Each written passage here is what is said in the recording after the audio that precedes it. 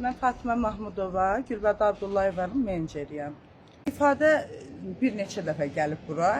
Müəyyən şəkillər göstərib, Gülbədə Abdullayeva da müəyyən. Əvvəl müştəri kimi gəlib. Bəli. Sonra dostluğa çevirdi. Sonra dedi ki, başladı telefonda şəkillər göstərmək ki, bunları yaymaq istəyirlər, mən qoymuram, qarşısını alıram. Gülbədə xanım da dedi ki, niyə mənim evim, şəxsi işim sizə atırlar da? Dedi, hə, bilirlər ki, mən bura gəlmişəm, ona görə mənə deyirlər ki, mən səni çatdırım. Sonra 500 manat istədi, 300 manat, müəyyən məbləğin, bu alınan məbləğlər hansı formada istənib, o bir hüquq mühafizə orqanlarına müraciət eləmişik. Mən də dövlətimə inanıram, dövlətimə güvənirəm, bilirəm ki, hüquqi tədbir görüləcək. Sonra axırıncı dəfə yenə də 1000 manat pul tələb eləyəndə Gülbədə xanım dedi ki, mənim heç kimə verəcək 1 manat pulum yoxdur. Üstündən 10 dəqiqə keçmədi, elə biz içəridən əslində çıxmadıq şöyle ki, çünki çıxıb onlara nə cavab verək, söyüş, təhqir. Yəni Azərbaycan qadınına yaraşmayan sözlər. Yəni mən Azərbaycan jurnalistikasını belə görmürəm. Nə də mən onları Azərbaycan jurnalistikasının nümayəndəsi kimi qəbul eləmirəm.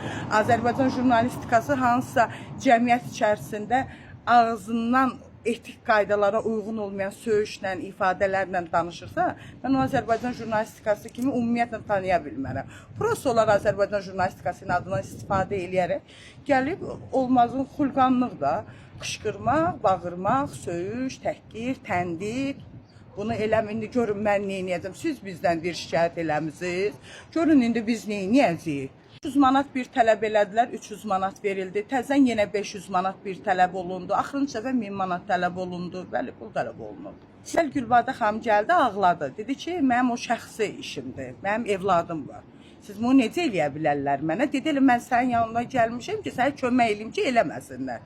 İnandı onlara, belə dilə tutub pul aldılar ondan. Ücə axırıncı dəfə eyni şəkillə şantaj eləyəndə dedi, mən heç kimə pul vermirəm. Mən hüquq mühafizə orqanlarına, siz axı mənə demişdinizsə, yaxın kimi, dost kimi gəlmişəm, siz mənlə başqa hərəkət edirsiniz, başladılar. Səhhəti normallaşıb, o kritik vəziyyəti atlatdı. Yəni, Semaşka xəstəxanasında da o yanlış məlumat verilmişdi, o da düzgün məlumat ictimaiyyətə çatdırıldı. Hal-hazırda normaldır vəziyyətdə, işlə hüquq mühafizə orqanlarındadır.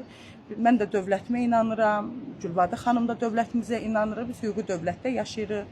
Mən hər zaman dövlətimdən fəxr eləmişəm, yenə də fəxr eləyirəm.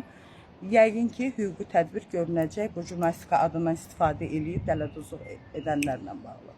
Çox sağ olun. Gəlmişlər bura 3-4 dəfə, 2-3 dəfə gəliblər bura, bəli. Bilmişəm sözümü. Ancaq üzüm düşmür. Bir qışqı 4 nəfər idilər.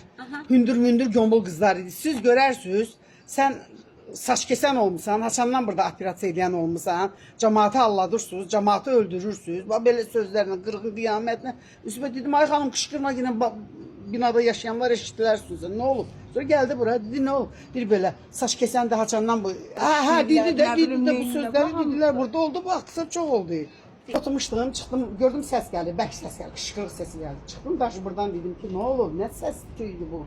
Dedi buranı yalandan asıblar, polislərə pul verirlər, ora-bura pul verirlər, saç kesəndir. Bu nə bilir, operasiya eləmək nədir?